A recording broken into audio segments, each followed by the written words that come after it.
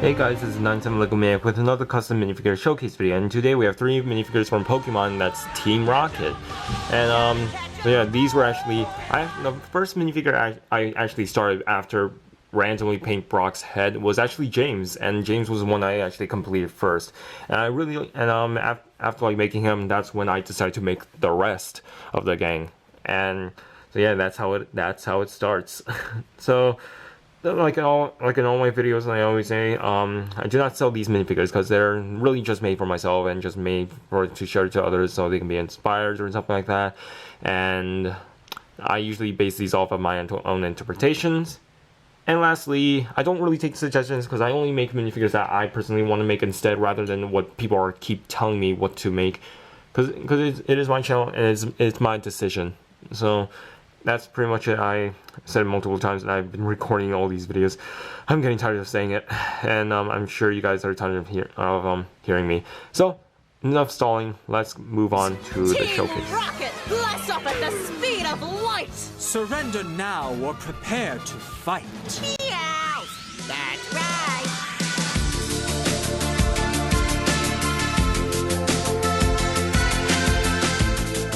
So the first minifigure we have is James, and to go over like this hair, I mean, definitely I was planning to use his hair from the very start when I wanted to make him.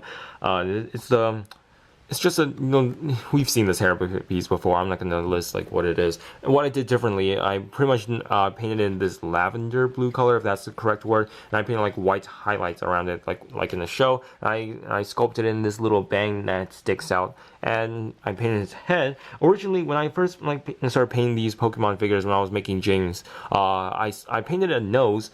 But I don't think it looks good, so I end up scraping the nose, and I think they just look a lot better without nose, especially if you're making them in Lego form. And his shirt, this is like the Team Rocket shirt, and it was actually pretty fun. Originally, I wanted to do like E-tape or something like that, and I'm having trouble removing this flower. There we go. And I dropped the actual flower. Originally, I wanted to use E-tape, and end up making the jacket itself. But I think that's a little bit too much work, and plus I don't have white E-tape. I think that would be easier with white E-tape, because if the only color I have is black, and if you paint white on top of it, it's not a good idea. And I learned that when I was making Director Krennic, and I end up scraping this figure. I'm gonna make a new version next year, like February-ish maybe.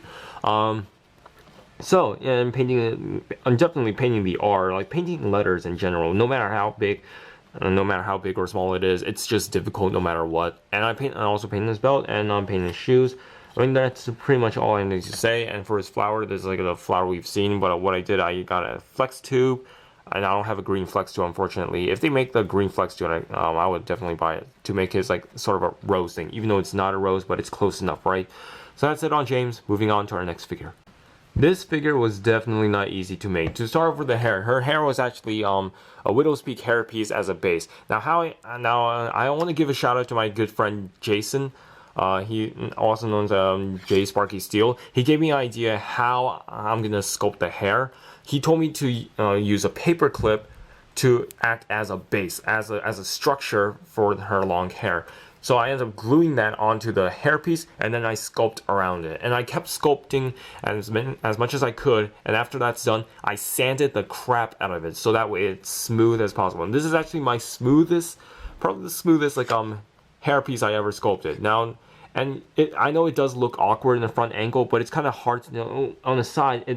If you look at it from the side, it looks like it's from the show, because the front of her hair always sticks up. It's like this weird, it's just strange. Like if you just do a quick Google search, her hair sticks out from the front in a weird way possible. But whenever she looks up in the front, her hair is usually like this, or vice versa.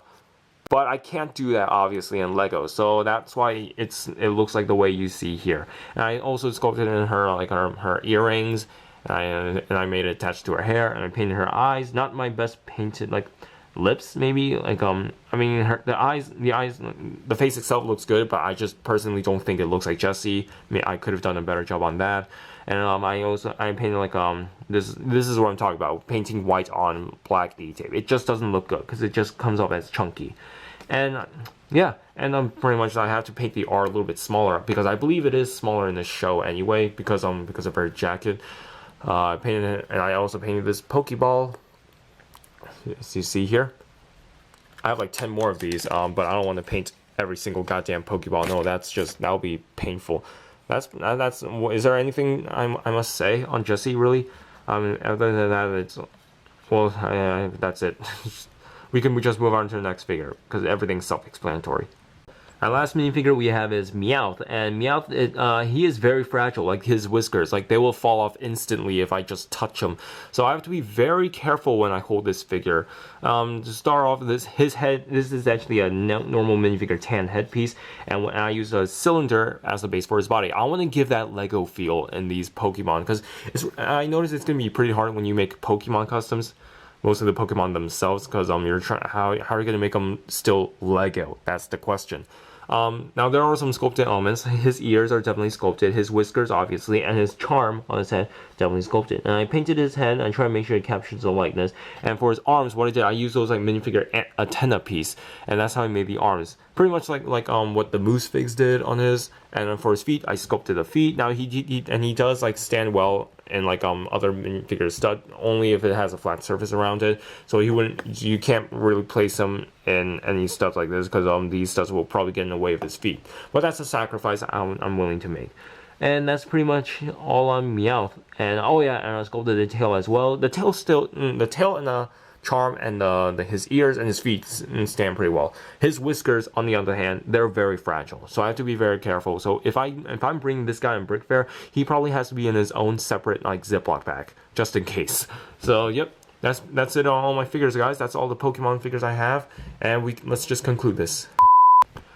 And that's all, and thank you guys for sticking around and watching me ramble. And if you guys like this figure, then let me know in the comments down below, and like the video. Follow me on my other social media sites so you can see what I'm up to and what else I'm gonna make in the future.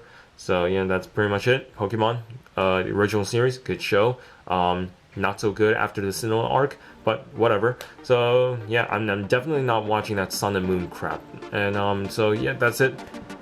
See you guys in my next video. Bye bye.